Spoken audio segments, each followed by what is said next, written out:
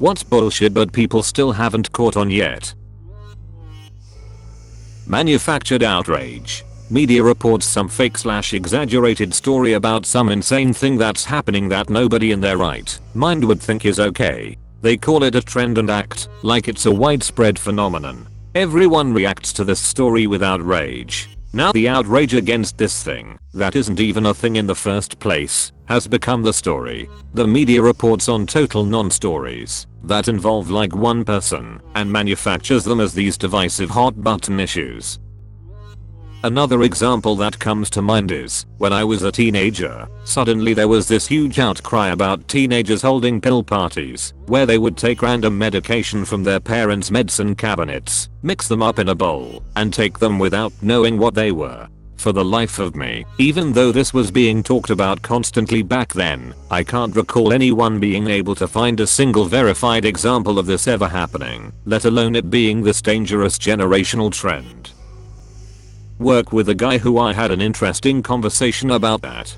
He isn't the type to lie or embellish. Coworker, I found things like needles in my candy every year. I thought it was normal and assumed it was happening everywhere. Me, no, everyone assumed it was a myth because no one had it happen to them. Coworker, I must have just had really shitty neighbors. Me, lol, yes, if your neighbors are trying to kill you, they are pretty shitty.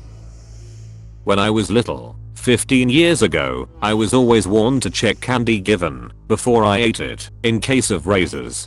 I didn't think anyone would actually poison/hurt kids, so I didn't check everything. Well, one day on the day after my candy hunt I grabbed a bar, opened the wrapper, and bit down on it. I felt something very hard, which isn't supposed to happen with a chocolate bar, and I looked down.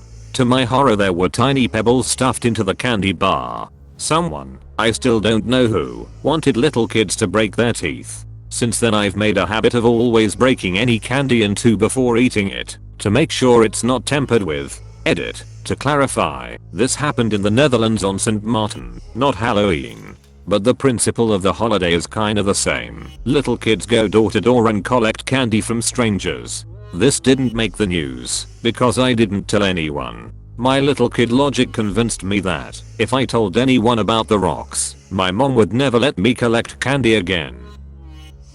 Catching and exposing scammers can get some interesting results. I work in it, and had a handful of scammers call me claiming they're from Microsoft and they were going to help me fix my PC by finding errors in the event viewer. It's all bullshit and some get very pissed when you waste their time. Another one scammers don't like is when you get their number and call and harass them all day. I would call them and leave me phone on mute and speakerphone and just constantly call them all day long while I was busy with other tasks. They apparently don't like to be harassed back.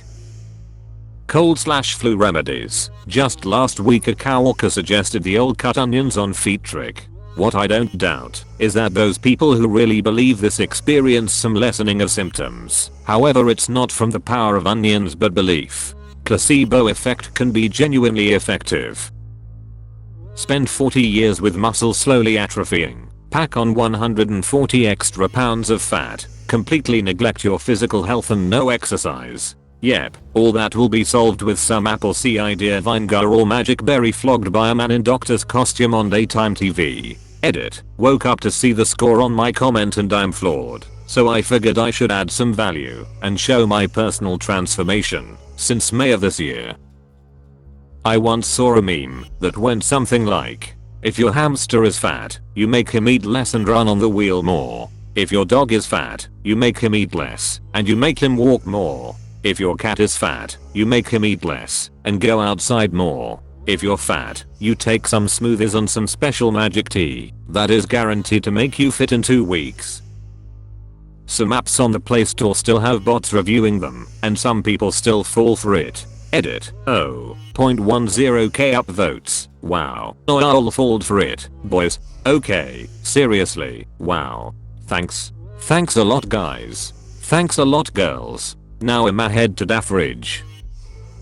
Pretty sure this happens with Amazon too. I struggle sometimes trying to decipher whether or not it's a real person giving the item 5 stars.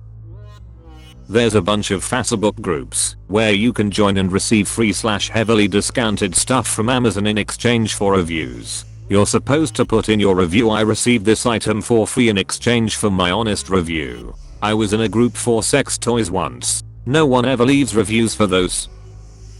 Most social media, especially Instagram, it's a carefully curated fake highlight reel of people's lives. I feel like this is a banal observation, but people will still get depressed and jealous when looking at someone's Instagram, then will waste their time perfecting their own. Keeping up with the Jones for the 21st century. Here's a big secret: nobody is having that much fun. Most people are hardly having any fun at all. People desperately searching for validation by posting trite really need to start looking elsewhere. Most of the people who like and comment on your photos don't particularly give a shit about you. They're just doing it, so you'll do the same for them. Man, I say this every time this comes up, but it's so true. When I worked at a job that had me traveling around my state all the time, my Instagram looked amazing. I had random friends sliding into my DMs asking me how to get my type of job, if there were any vacancies to let them know, and talking about how jealous they were. Constantly. And you know what? That job sucked. I hated it. It was boring. I was miserable. It was honestly at a real low point in my life. It just photographed well, and I had a lot of spare time every single day to get the perfect shot and edit the shit out of it. Now that I'm happy and genuinely living my best life, my Instagram sucks lmayo. From the outside it looks like I went from having this amazing life to barely doing anything, but it's the exact opposite. I think about this a lot when I feel jealous over other people's feeds.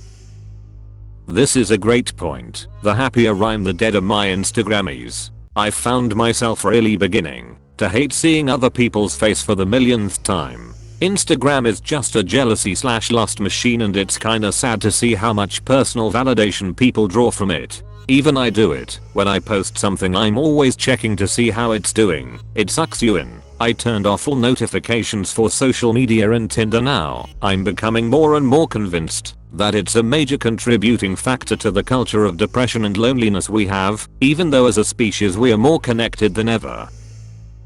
This extends to the following, more general, rule of thumb: those that are the most concerned with their appearance are the least happy with who they are, or with their life. Not just their physical appearance either. This extends to people obsessively tweaking the aesthetic of their Tumblr pages or their Discord avatar and username as well. Small things like that can tell you a lot about their intrinsic sense of self-worth and life satisfaction. Disclaimer: this tells you nothing about their objective worth and quality as a person.